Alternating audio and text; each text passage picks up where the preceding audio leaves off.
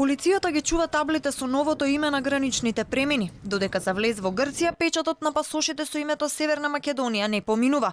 Повторно се бараат белите листови. Полицијата ги чувала новите крајпатни табли 24 часа на ден, поради опасност да бидат симнати, оштетени или украдени за старо железо, пренесува еден од порталите. Официјално, граничните премини имаат постојана патрола, особено во меѓуграничниот простор. Неофицијално пак, полицајците биле со задача да стојат покрај новопоставените табли за да не бидат уништени како оние на автопатот Пријателство. Овие денови покрај тоа што се става печат со името Република Северна Македонија на старите пасоши, за влез во Грција повторно се бара и пополнување на белите листови. Грчкиот министер за дигитална политика Никос Папас денеска порача дека секе било спроведено според договорот и во согласност со роковите.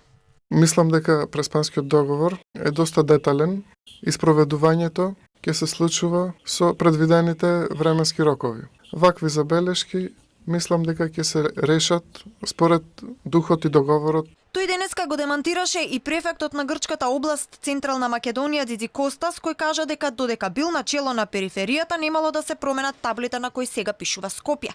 Папас порача дека Грција ќе се придржува до договорот и во следниот период ќе почне замената со нови табли и во Грција. Додека ваквите изјави на Дзидзи Костас, кој го поддржал договорот додека бил пратеник на Нова демократија, немале политичка корист.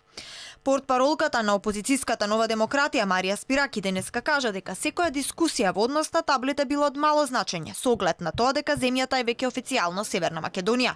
Но повторно јасно порача дека во иднина ќе имале секаква можност за контрола на патот на соседот кон Европската Унија, како и дека ќе го искористат правото на вето доколку проценат дека тоа е потребно.